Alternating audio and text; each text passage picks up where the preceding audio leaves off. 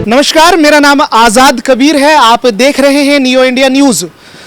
झारखंड में और महाराष्ट्र में चुनाव का बिगुल पहले ही बज चुका था, लेकिन अब जो सियासत जो है, राजनीति है, वो गरमाई हुई है।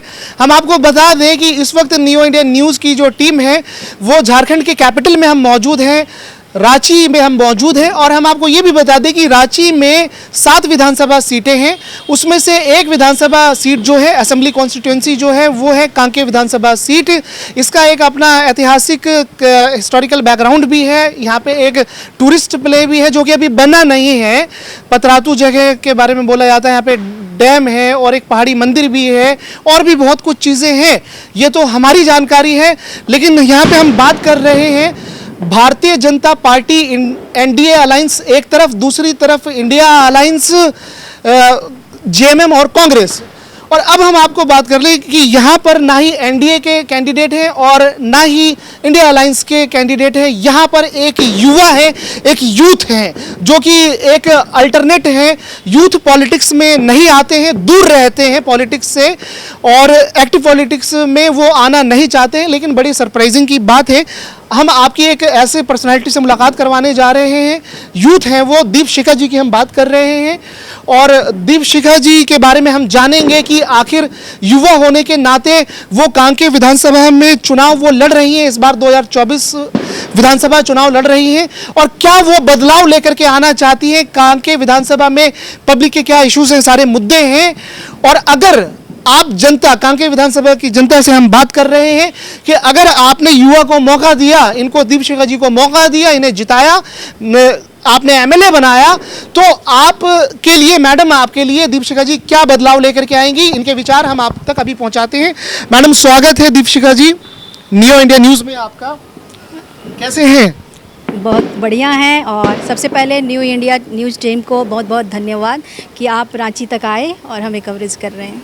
ये तो चुनाव यात्रा पे हम लोग हर स्टेट में पहुंचते हैं, लेकिन हमने पहला सवाल हम ये करेंगे मैडम कि जो आपका रांची है, कैपिटल है झारखंड का, हर राज्य में हिंदी स्पीकिंग जो स्टेट है, हम साउथ इंडिया की बात नहीं कर रहे, हम नॉर्थ इंडिया की बात कर रहे हैं, सभी हम लोग होकर के आ गए हैं और बहुत सारे स्टेट साउथ इंडिया कवर कर रहे हैं। लेकिन रांची में ऐसा लग रहा है कि चुनाव बिल्कुल ठंडा है, कहीं पे कोई ढोल नगाड़ा नहीं है, कोई लाउड स्पीकर नहीं है, कोई गाड़ी घोड़ा नहीं है, अंदर अंदर सब जाकर के मीटिंग कर रहे हैं। क्या इस पे क्या विचार?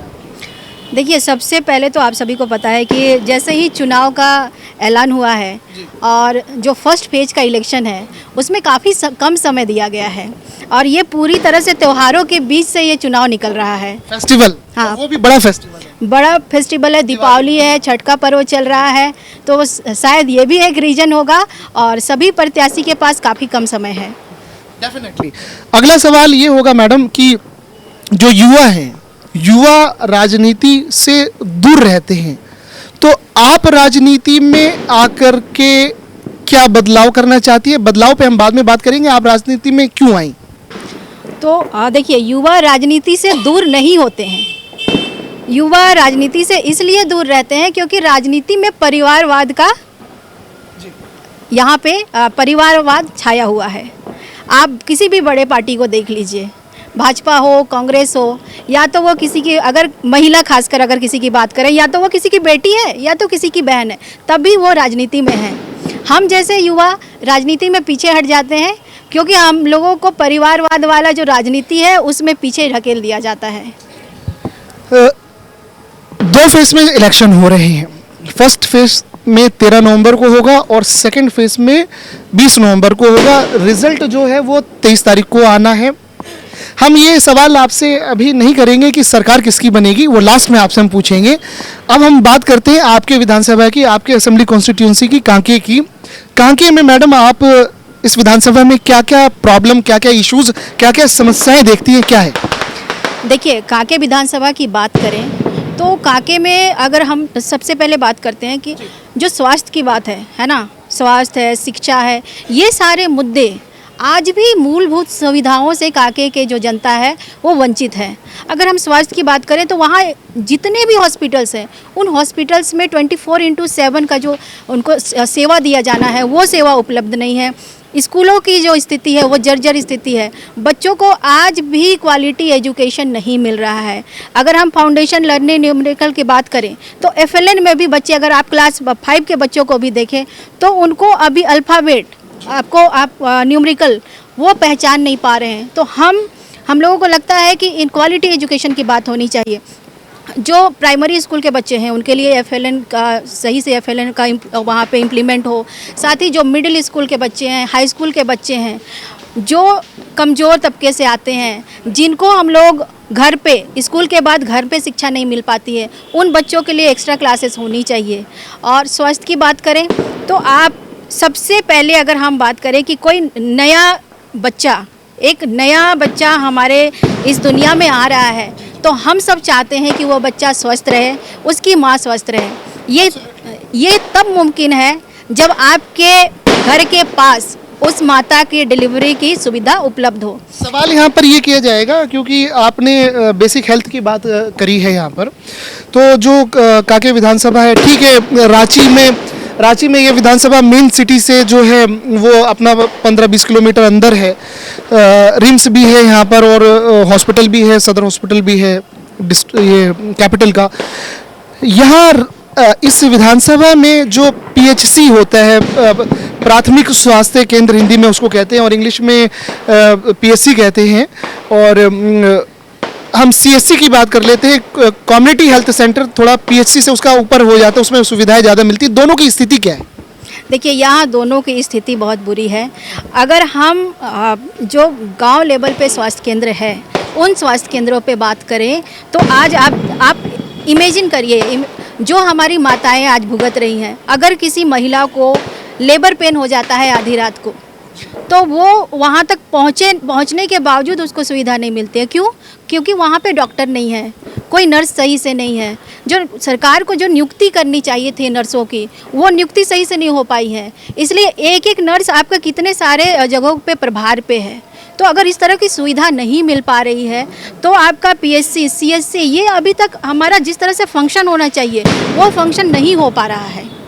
तो ये चीज़ जो मुद्दे हैं आप बता रही हैं, जैसा कि जो बेसिक जो हेल्थ फैसिलिटीज़ हैं, जो क्योंकि कांके विधानसभा में यहाँ पे प्रखंड ब्लॉक वगैरह भी हैं, ग्राम पंचायत भी है यहाँ पर, अगर ये सुविधा नहीं है तो जिम्मेदार किसे मानते हैं? ये जिम्मेदारी पूरी तरह से सरकार की है और 1990 से वहाँ पे BJP के विधायक रहे हैं।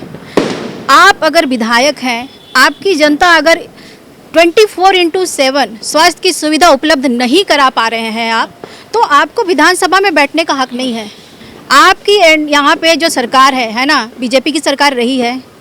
अभी इतने साल BJP की सरकार होने के बावजूद आप विधानसभा में भी हैं, आप राज्य में भी हैं, तो दोनों में होने के बावजूद आप आज तक वो सुविधा क्यों नहीं दिला पाए हैं, वो बेसिक सुविधा क्यों नहीं दिला पा रहे हैं? ठीक है, अगला सवाल ये है कि पिछले बार का जो इलेक्शन था 2019 में जो हुआ था, तो BJP के ही कैंडिडेट जीते थे। फर्स्ट वो उनका टर्म फर्स्ट ही टर्म था, सेकंड टर्म में अभी दोबारा उनको टिकट दे दिया गया। हम बात कर रहे हैं डॉक्टर जीतू राम की बात कर रहे हैं। तो पिछले 5 साल में उन्होंने कुछ काम कराया या नहीं कराया? ये तो आप मुझे लगता है न्यूज़ चैनल को जनता के बीच जाना चाहिए। जनता के बीच में भी हम जा रहे हैं, हम उनसे भी सवाल करेंगे, लेकिन क्योंकि आप भी एक जिम्मेदार नागरिक हैं झारखंड की और इस विधानसभा के बारे में आप समझ रखते हैं और अब आप बिल्कुल जो एक्टिव पॉलिटिक्स है, आप इलेक्शन कंटेस्ट कर रही हैं, तो क्या कहना है? आप देखिए, जो कांके विधानसभा है वो एकदम कैपिटल के बगल में है, ठीक है। और कांके विधानसभा में, कांके में आप देखिए जितने भी अच्छे इंस्टीट्यूट हैं वो कांके में हैं, लेकिन आज भी आपका बुढ़मू, खलारी, वहाँ पर डिग्री कॉलेज नहीं है।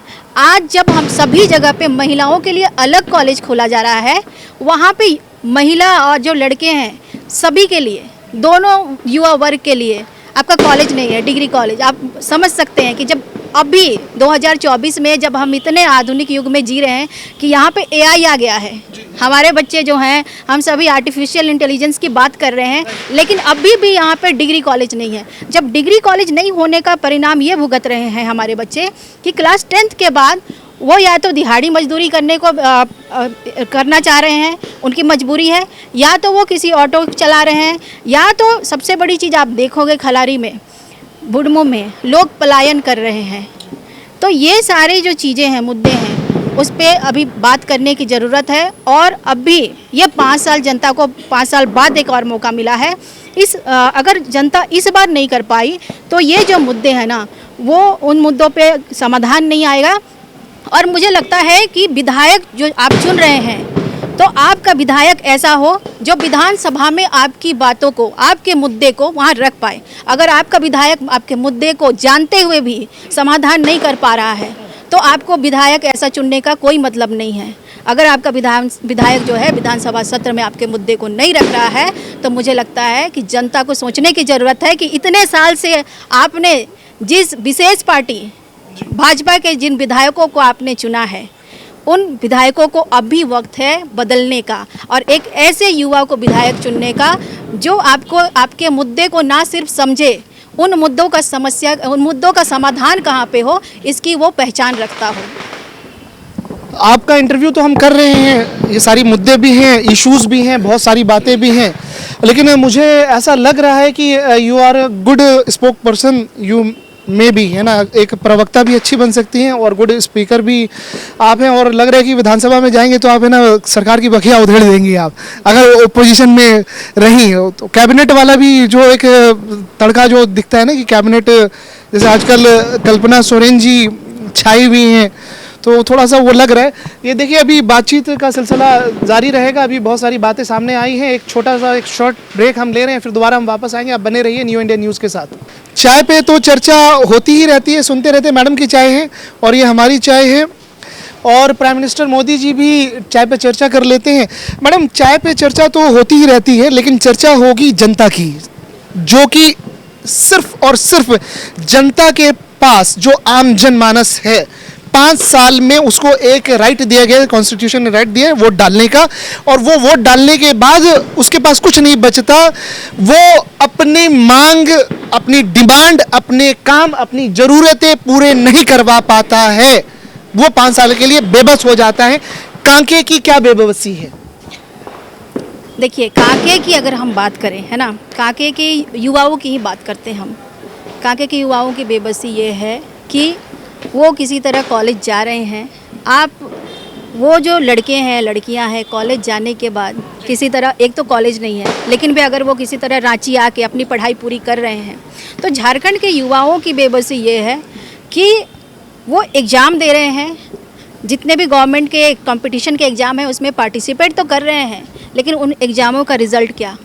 और जो गवर्नमेंट के मुख्य एग्ज़ाम्स हैं, यहाँ पे जो परीक्षाएं होनी चाहिए, वो परीक्षाएं यहाँ पे नहीं हो रही है ना। आप जेपीएससी का हाल देख लीजिए क्या है, सीजीएल का देख लीजिए।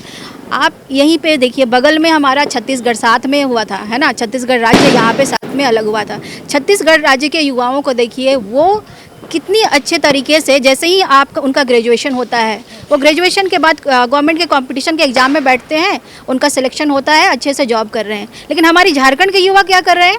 कंपटीशन की प्रिपरेशन कर रहे हैं, सालों साल प्रिपरेशन कर रहे हैं, लाइब्रेरी में जा रहे हैं, कोचिंग कर रहे हैं, और अंत में क्या करते हैं? वो धरना प्रदर्शन हो रहा है, लाठी खा रहे हैं, हमारे युवाओं के ऊपर केस फाइल हो रहे हैं।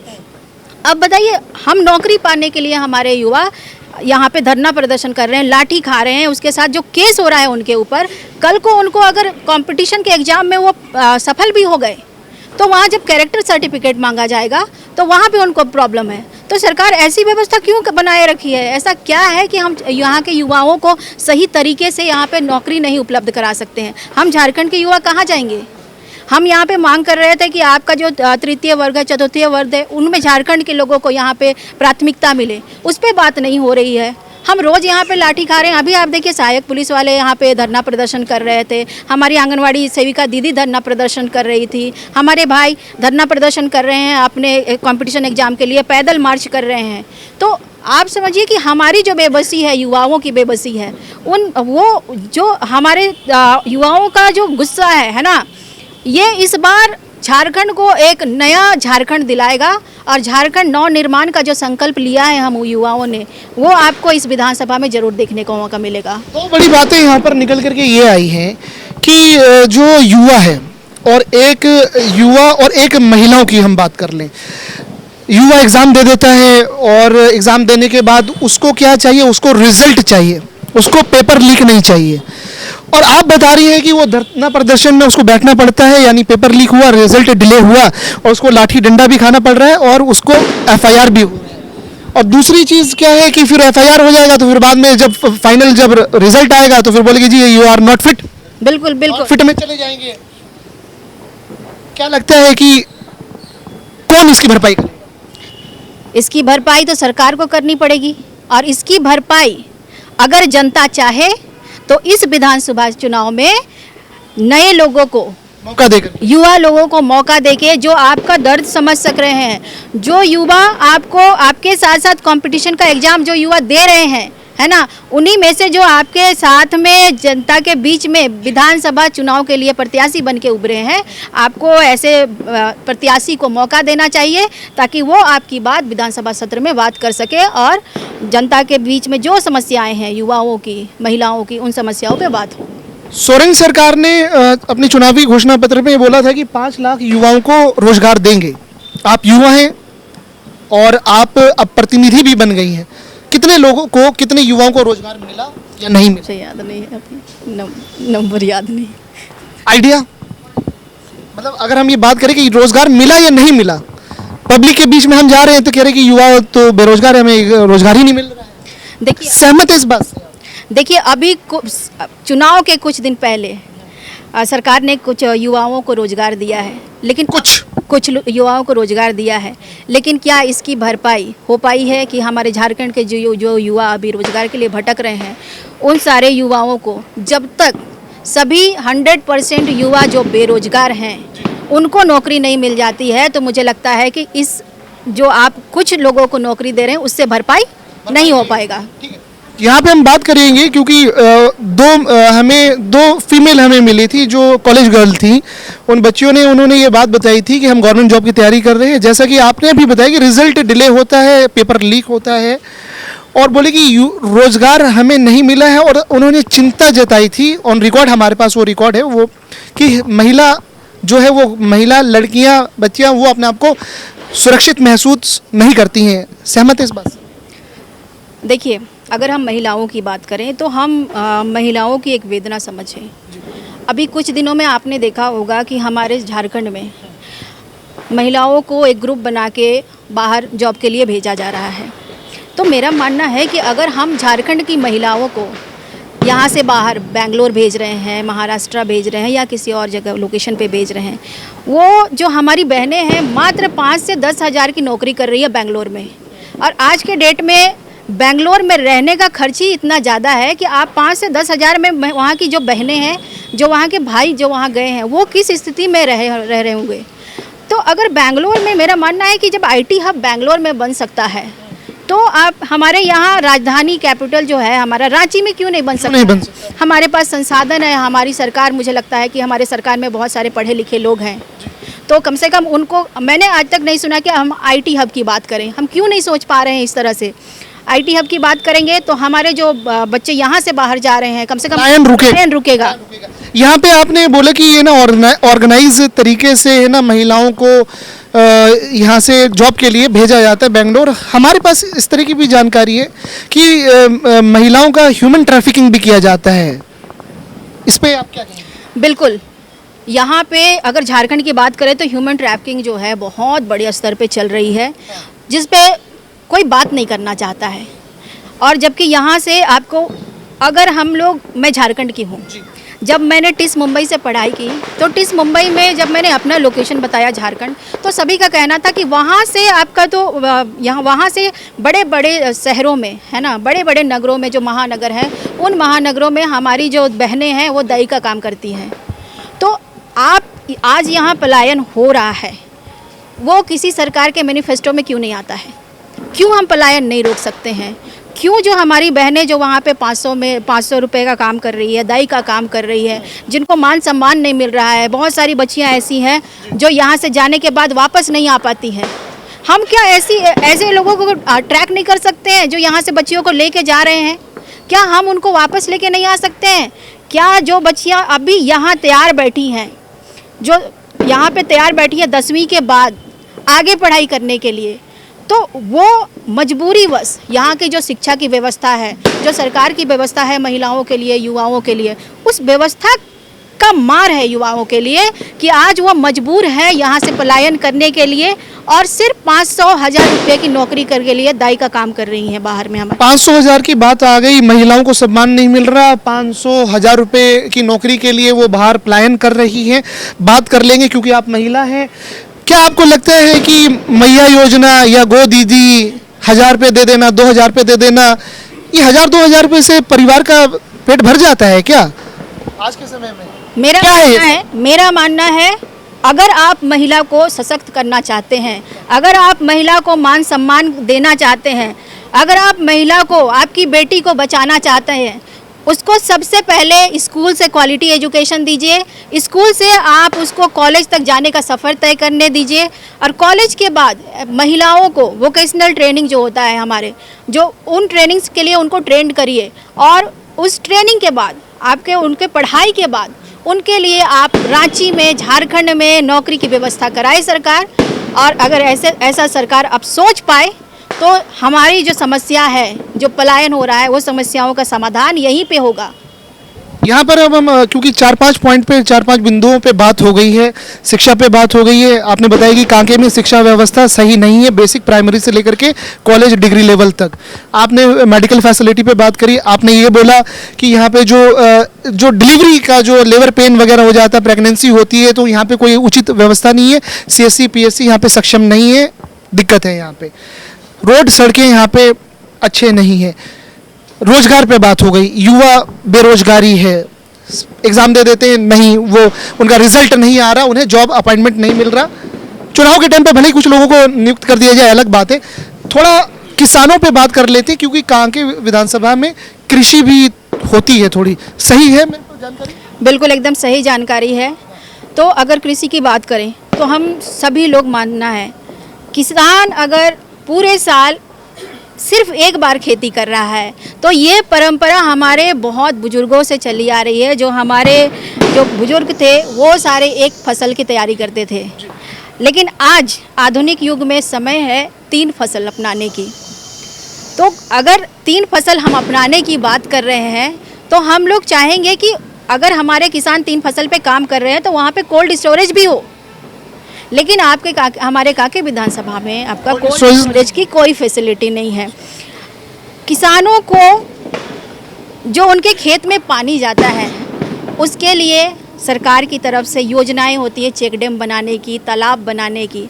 अगर इसको नीतिबद्ध तरीके से किया जाए तो मुझे लगता है फंड की कमी नहीं होती है।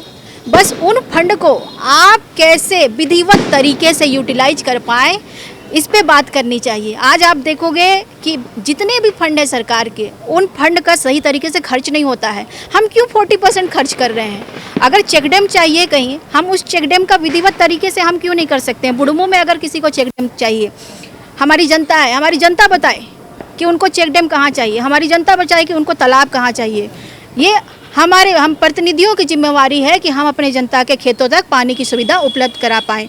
हम अगर कोल्ड स्टोरेज हम उपलब्ध करा पाएँ, ये तो एक जनप्रतिनिधि का फर्ज होता है। लेकिन हमारे जनप्रतिनिधि क्या कर रहे हैं? आज तक कोल्ड स्टोरेज नहीं बन पाया है। हम 3 फसल की बात कर रहे हैं और अगर दीपशिखा आती है वहाँ पे हम लोग 3 फसल पे भी बात करेंगे और जितने भी हमारे जो फसल आने चाहिए, जो भी नए तरीके के कृषि के क्षेत्र में आने चाहिए जो तरीके, उन तरीकों पे हम लोग काम करेंगे। दीपशिखा जी को कांके विधानसभा की जनता ने पूर्ण बहुमत के साथ वोट दे करके, जिता करके अगर विधानसभा में भेजते हैं तो उसके बाद आप क्या काम करेंगी, उस पर तो हम आपके विचार लेंगे। लेकिन आप मुझे पढ़ी लिखी ज़्यादा आप लग रही हैं, एजुकेटेड, क्योंकि मुझे लग सकता है कि अभी मैंने आपसे पूछा नहीं, आपकी क्वालिफिकेशन अभी जनता को नहीं बताई है, और मुझे ऐसा लग रहा है कि हो सकता है कि आप टीचर भी हों या नहीं भी हों। तो बताइए पहले अपनी क्वालिफिकेशन के बारे में आप बताइए मैडम। तो सबसे पहले मैंने ग्रेजुएशन जो है अपना ग्रेजुएशन इंफॉर्मेशन टेक्नोलॉजी से रांची वीमेंस कॉलेज रांची से किया आईटी है। में आपने? हाँ, आईटी में मैंने किया है। और मैंने master Tata institute of social science Mumbai से किया है। अच्छा, ये तो बहुत बड़ा नाम है, Tata institute of social sciences जो है। तो इससे वहाँ उस ऐसे बड़े संस्थान से पढ़ने के बाद ही है ना सामाजिक जो संरचना है, जो सोशल स्ट्रक्चर है, तो वो सारा आप समझ रहे हैं। बिल्कुल बिल्कुल। एक सवाल यहाँ पे ये, क्योंकि एक जो थ्योरी की जो पढ़ाई वो तो आपने कर रखी है, मुझे ऐसा लग रहा है कि आप अपने विधानसभा में ग्रास रूट और ग्राउंड यहाँ जो ज़मीनी हकीकत है उससे ज़्यादा वाकफियत रखती हैं, उससे परिचित हैं। बिल्कुल, मैं झारखंड के जितने भी ग्रामीण क्षेत्र हैं, जो जनता जो हम लोग रूट कॉज है यहाँ की समस्याओं का, उन सारे चीज़ों पे मैंने कार्य किया है। क्योंकि मैं 5 साल जिला परिषद की सदस्य भी रही हूँ और इस बीच मैंने जनता के बीच में रह के यहाँ के जो रूट कॉज हैं वो उन पे काम किया और उनको समझा है। अंत में हम आपसे एक बात यही पूछेंगे, वही जो सवाल था कि अगर कांके विधानसभा की देवतुल्य जनता ने आपको फुल मेजोरिटी दी, पूर्ण बहुमत दिया, जिताया, आपको भरमार वोटों की बारिश कर दी, दिवाली में जैसे पटाखे जलते हैं ना वैसे ही आपको गदगद कर दिया वोट से, तो क्या मैडम आप दीपशिखा जी आप क्या बदलाव यहाँ पर लेकर के आएंगे? 3 बड़े काम सबसे पहले क्या करेंगे? सबसे पहले मैं अगर कांके की बात करूं तो कांके में मैं सबसे पहला कार्य करना चाहूँगी, क्योंकि मुझे लगता है शिक्षा प्राथमिकता होनी चाहिए। तो जो हम बुढ़मू और खलारी में डिग्री कॉलेज की बात कर रहे हैं, एक डिग्री कॉलेज और साथ ही साथ महिलाओं के लिए अलग डिग्री कॉलेज के लिए मैं पहला प्रयास मेरा होगा। और जो दूसरा प्रयास है वो होगा कि वहाँ पे जो हॉस्पिटल हैं जो अभी एकदम बंद पड़े हैं, हम मानते हैं कि अगर उस पर कार्य नहीं हो रहा है, उस पर अगर सुविधा नहीं मिल पा रही है, उन सारे जो स्वास्थ्य जो हॉस्पिटल्स हैं उन हॉस्पिटल्स में 24/7 सुविधाएं उपलब्ध हो। और बताइए। ठीक है, इसके साथ ही हमारे जो किसान भाई बंधु हैं, जो हमारे भाई हैं, उनके लिए 3 फसल के लिए हम लोग किस तरह से सरकार की योजनाओं का लाभ लें, उन सारे स्कीम्स को मैं अपने विधानसभा में लागू करवाऊंगी। और साथ ही साथ ये तीसरा ये है कि कांके विधानसभा में कोल्ड स्टोरेज हो, जहाँ जहाँ आप जनता चाहती है वहाँ पे कोल्ड स्टोरेज का निर्माण हो। एक बात ये भी आई थी, क्योंकि कंप्लेंट, एक शिकायत आपने बताया कि जो पूर्व के जो प्रतिनिधि, जो सिटिंग एमएलए जो भारतीय जनता पार्टी के हैं, उन्होंने जनता की आवाज़ विधानसभा में नहीं उठाई, वो चुप रहते हैं। ये आपने भी बात बोली और भी लोगों ने ये बात बोली, तो इससे तो फिर समस्या जब विधानसभा में पहुंचेगी नहीं तो समाधान कैसे होगा, विकास कैसे? देखिए, मेरा जो कांके विधानसभा के मुद्दे हैं उन मुद्दों से हटके दीपशिखा क्या चाहती है? दीपशिखा चाहती है कि जो विधानसभा सत्र में जो बातें हो जनता की, जो जनता की मुद्दे आए, वो मुद्दे, जब कुछ हमारे जनता होते हैं जो खुल के बात करते हैं कि हमें इन मुद्दों का समाधान चाहिए, हमें उस मुद्दों का समाधान चाहिए, लेकिन हमारी कुछ जनता ऐसी भी है जो खुल के सामने नहीं आके हम लोगों से बात नहीं कर पा रही है किसी भी माध्यम से। तो दीपशिखा जैसे ही चुनाव लड़ती है तो आपके सभी पंचायतों में एक विधायक शिकायत केंद्र की निर्माण होगा, जहां पे जनता डायरेक्ट वहां जाके अपने शिकायतों को उस विधायक शिकायत केंद्र में जाके आप वहां रख सकते हैं। और वहां पे जो भी शिकायतें आएगी उन शिकायतों पे दीपशिखा उस पे कार्य करेगी, एक एक शिकायतों पे खरी उतरेंगे आप। अब अंत में आप अपने विधानसभा की जो जनता है, वोटर्स हैं, मतदाता हैं, क्योंकि 13 नवंबर को फर्स्ट फेज का वोट पड़ना है, क्या आप अपील करना चाहेंगी, क्या कहना चाहेंगी? तो जितने भी कांके विधानसभा की जनता है, मैं उनसे निवेदन करती हूँ कि सबसे पहले आप 13 नवंबर को मतदान के लिए घर से बाहर आएं, क्योंकि ये मौका आपको हर एक 5 साल में मिलता है और यही मौका है जब आप अपनी समस्याओं को, अपने गांव, घर और ब्लॉक की समस्याओं का समाधान आप कराना चाहते हैं, तो एक ऐसे विधायक को चुने जो कि आपका समाधान समस्याओं को कर सके।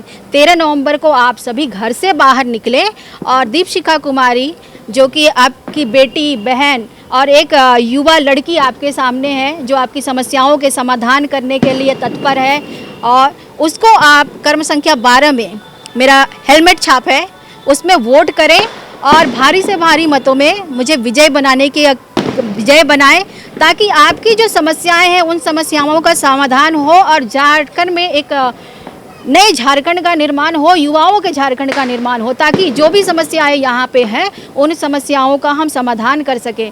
क्योंकि धरती आबा बिरसा मुंडा जी ने जो सपना देखा था, हमारे बिरसा मुंडा जी का जो सपना था एक नए झारखंड का, जिसमें हम झारखंड की पहचान की बात करते हैं, यहाँ के स्थानीयता की बात करते हैं, यहाँ की भाषा की बात करते हैं। अगर 24 साल में उन चीज़ों पे हम काम नहीं कर सके हैं तो ये वक्त है कांके विधानसभा के पास कि हम धरती आबा के सपनों को पूरा करें और 13 नवंबर को आप घर से बाहर निकलें और अपने अपने मतदान केंद्र में ज़रूर जाएं और आपकी जो बीएलओ है उन बीएलओ से आप अपने सीरियल नंबर की पहचान करें, उनकी जांच करें। क्योंकि लोकसभा इलेक्शन के बाद एक बहुत महत्वपूर्ण होता है, लोकसभा इलेक्शन के बाद कुछ सीरियल नंबर चेंज होते हैं, तो आप ज़रूर संपर्क करें ताकि अंतिम क्षण में आप सिर्फ इसलिए वोट नहीं कर पाएँ कि आपका सीरियल नंबर चेंज हो गया है, आपका बूथ चेंज हो गया है। आज 1 नवंबर है, अभी आपके साथ समय है, आप अपनी बीएलओ के साथ बात करें और सीरियल नंबर लेके आओ। इस बार कांके विधानसभा का जो वोट का परसेंट है, जो मतदान का परसेंटेज होता है, उसको आप बढ़ाएं और युवा आपकी बेटी दीपशिखा को चुन के आप कांके विधानसभा में लेके आएं। Thank you so much Deepshikha ji joining with us, आपने बातचीत करी, बहुत बहुत धन्यवाद आपका। आप सुन रहे थे दीपशिखा को, और यहाँ पे इम्पोर्टेंट बात ये है कि चाय ठंडी हो गई है और लेकिन आप ठंडे मत होइएगा। और चुनाव चिन्ह हम आपको बता दें कि जो चुनाव चिन्ह है वो है सेफ्टी, यानी सुरक्षा। हेलमेट, आप मैडम का चुनाव चिन्ह है हेलमेट। और जब हम ट्रैफिक में होते हैं और जब हम रोड पे होते हैं तो सुरक्षा हमारी इस हेड की जो बॉडी का इंपॉर्टेंट पार्ट है वो हेलमेट से होती है। तो आपके सुरक्षा और आपकी सुरक्षा और आपका जो विकास है हेलमेट में हो सकता है कि छिपा हो, क्योंकि युवा है। मौका देना ये आपकी जिम्मेदारी है, मौका आप किसे देंगे ये आपको देखना है। अच्छे प्रत्याशी को जो आपका विकास करवाए आप उसको मौका दीजिए और युवाओं को भी मौका मिलना चाहिए। आप सुन रहे थे दीपशिखा जी को, कांके विधानसभा की इंडिपेंडेंट आज़ाद उम्मीदवार, आज़ाद प्रत्याशी हैं। तो आपने सुने सारे विचार, अब आपको सोच समझ करके वोट करना है, विकास के लिए वोट करना है। और चुनाव चिन्ह मैडम का है हेलमेट, यानी सुरक्षा, सेफ्टी। आपकी सेफ्टी कहाँ है वो आपको अब देखना है। Thank you so much ma'am joining with us, thank you so much. Thank you so much जी। मैं अगर दीपशिखा जी के बारे में बात करना चाहूँ तो जहाँ तक मैंने उनका प्रोफाइल देखा है कि वो टिस मुंबई से उन्होंने सोशल वर्क में मास्टर्स किया है और उनकी जो बेसिक जो एजुकेशन हुई है रांची वीमेंस कॉलेज से आईटी किया है उन्होंने। और उसके बाद भी उन्होंने विभिन्न संस्थाओं के साथ, जैसे मेनली मैं बात करना चाहूँगी यूनिसेफ की, जिसमें कि हम लोग देखते हैं कि महिलाओं और बच्चों के बारे में, उनकी सुरक्षा के बारे में काफ़ी काम किया जाता है। तो उन चीज़ों को देख के ऐसा लगता है कि ये युवा भी हैं और एज ए महिला ये महिलाओं को भी उतने अच्छे से समझती हैं, उनकी समस्याओं को अच्छे से समझती हैं। और साथ ही साथ युवाओं की जो अभी पहली प्राथमिकता है कि उन्हें रोज़गार नहीं मिल पाता है। और अगर हम लोग झारखंड की बात करें तो मैं खुद इस सिचुएशन से गुजर चुकी हूँ, क्योंकि मैंने भी जेपीएससी दिया है, सीजीएल का एग्ज़ाम्स मैंने भी अभी फ़िलहाल ये किया है। और शायद क्या कहें, मतलब अभी भी हमें उम्मीद है कि शायद हमारा रिज़ल्ट आ जाए। और इस उम्मीद में बस मैं ही नहीं, मेरे जैसे कई सारे युवा जो हैं वो चाह रहे हैं कि हमें रोज़गार मिले। लेकिन ठीक है, तो ये बहुत इम्पोर्टेंट इशू है, बहुत जी बड़ा मुद्दा है कि जी युवा रोजगार। बिल्कुल। तो क्योंकि आप भी युवा हैं और हाईली क्वालिफाइड हैं जी, युवा रोजगार में झारखंड क्यों और कैसे पिछड़ रहा है? अगर हम पिछड़ने की बात करें तो शायद कहीं ना कहीं हम लोग इसमें दोस्त हमारे जो बैठे हुए जो विधायक हैं, जो हमारे प्रतिनिधि, जनप्रतिनिधि जो चुनकर जाते हैं, शायद वो हमारे मुद्दों की बात तो करते हैं। जब वो चुनाव के समय में उनको जब वोट मांगना रहता है तो वो कहते हैं कि नहीं, हम ये एग्ज़ाम कराएंगे और रिज़ल्ट हम जल्दी देंगे और आपको रोज़गार देंगे। लेकिन कहीं ना कहीं जो सरकार है वो शायद अपने वादों को भूल जाती है चुनाव के बाद। और शायद उन्हें जब वो सीट सत्ता हासिल हो जाती है उसके बाद वो शायद भूल जाते हैं हम छात्रों को, और हमारा शायद उन्हें दर्द नहीं दिखता है। क्या लगता लगता है आपको जो झारखंड में जो गवर्नमेंट है जी। जब 23 तारीख को रिजल्ट आएगा तो किसकी गवर्नमेंट बन सकती है, इस पे क्या कहना है आप? ये तो अभी कहना बहुत जल्दबाजी होगी शायद मेरे ख्याल से, लेकिन मैं चाहूँगी कि दीपशिखा जी जैसे युवा महिला नेत्रियाँ आए जो कि महिलाओं के, बच्चों के, युवाओं के, बुजुर्गों के और जो माताएं हैं उनकी समस्याओं को समझ सके। साथ ही साथ उनकी समस्याओं को बस समझना नहीं है, वो बात करती हैं कि उन समस्याओं के समाधान तक कैसे पहुंचा जाए और उनका समाधान किस तरह से हो ताकि उन्हें वो सब कुछ हासिल हो जिनके वो अधिकारी हैं। बिल्कुल पर्याप्त नहीं है, क्योंकि यहाँ पे हम देखते हैं कि ज़्यादातर जो वर्ग हैं वो ग्रामीण क्षेत्र से आते हैं और मैंने पर्सनली ये देखा है, बैंकों में देखा है कि जो वृद्धा होती हैं, जो बुज़ुर्ग महिलाएं होती हैं, वो बहुत मुश्किल से बैंकों तक पहुंच पाती हैं पेंशन लेने के लिए, उस 1000 को लेने के लिए। लेकिन 1000 बिल्कुल पर्याप्त नहीं है, क्योंकि 1000 में आज के ज़माने में जब इतनी महंगाई है तो घर चलाना बहुत मुश्किल है। उस 1000 में लोग अपना घर चलाएंगे या फिर और क्या काम करेंगे? ये जो मैया योजना है और गो दीदी योजना है, इसमें क्या कहना है आपका? ये बिल्कुल एक क्षणिक सा प्रलोभन है कि आप 1000 रुपये दे रहे हो महीने में और महिलाओं को खुश करने की कोशिश की जा रही है। बुजुर्ग जो माताएं हैं उनको खुश करने की कोशिश की जा रही है। कहीं ना कहीं मुझे लगता है ऐसा कि ये वोट बैंक की राजनीति हो सकती है। बिल्कुल। एक अगला अहम सवाल, जी। झारखंड को लोग है ना एक गरीबी की दृष्टि से देखते हैं। महिलाएं जो हैं या यहाँ पे बच्चे हैं या बुजुर्ग हैं, जी। उनका जो एक फिजिकल डेवलपमेंट, मेंटल डेवलपमेंट है वो ड्यू टू पुअरनेस वो नहीं हो पाते। तो ये गरीबी के लिए, बदहाली के लिए जिम्मेदार किसे मानते हैं? मैं तो पूरी तरह से सरकार को ही जिम्मेवार मानती हूँ इस चीज़ के लिए कि आप बड़ी बड़ी बातें तो करते हैं जब चुनाव आता है कि हम ये कर देंगे, वो कर देंगे, गरीबों के लिए ऐसी योजनाएं लाएंगे, लेकिन ये योजनाएं आती हैं, बिल्कुल आती हैं, लेकिन उन योजनाओं का लाभ उन गरीब वर्ग के लोगों को नहीं मिल पाता है, क्योंकि कहीं ना कहीं बीच में जो बिचौलिए होते हैं वो उनको खा जाते हैं, पैसे खा जाते हैं, या वो सुविधाएं जो उनको मिलने चाहिए, जो गरीब वर्ग के लोग हैं उनको मिलनी चाहिए, वो मिल नहीं पाती है, जिससे जी। अगला सवाल अंत में ये होगा कि महिला सुरक्षा की हम बात कर लें। झारखंड में महिलाएं जो हैं वो क्या अपने आप को सुरक्षित महसूस करती हैं? इस पे आपकी क्या विचार है? बिल्कुल नहीं, मुझे नहीं लगता कि महिलाएं सुरक्षित महसूस करती हैं, क्योंकि हम दूसरे राज्यों में भी जब जाते हैं तो हम 10 बजे के बाद भी हम बाहर निकल सकते हैं सुरक्षा के साथ, बिना किसी डर के। लेकिन झारखंड की यदि हम बात करें, और मैं कई वर्षों तक मैं यहाँ रही हूँ, रांची में रही हूँ, पढ़ाई लिखाई मेरी यहीं से हुई है, तो हम लोग का क्या था कि 8 बजे के बाद लड़कियाँ किसी भी जगह पे नहीं जा सकती हैं, क्योंकि लोग आपको कहीं ना कहीं ऐसे कई सारे लोग मिल जाते हैं जो लोग आपको बुरी नज़र से देखते हैं। लास्ट में 13 नवंबर को फर्स्ट फेज का इलेक्शन होना है। कांके विधानसभा में आपकी एक इंडिपेंडेंट आज़ाद उम्मीदवार युवा कैंडिडेट दीपशिखा चुनाव लड़ रही है, उनके बारे में क्या कहना है, क्या जनता से अपील करना चाहिए? जी, मैं कांके विधानसभा की जनता से ये अपील करना चाहती हूँ, हाथ जोड़ के निवेदन करना चाहती हूँ कि अब युवाओं को आगे आने की ज़रूरत है। झारखंड की जो राजनीति है बदलाव चाहती है, परिवर्तन चाहती है, तो मुझे लगता है कि दीपशिखा के जैसी युवा महिलाओं को आगे आना चाहिए, नेतृत्व करना चाहिए सरकार का, मैं तो कहूँगी। और मुझे ये यकीन है कि शायद नहीं, हम बिल्कुल सत्ता में आएंगे और हम परिवर्तन करेंगे। महिलाओं को हम उचित स्वास्थ्य सेवा दिलाएंगे या उनकी सुरक्षा के लिए भी हम लोग कार्य करेंगे। और दीपशिखा से मुझे पूरी उम्मीद है कि वो इन सबकी आकांक्षाओं पे खरा उतरेंगी वो।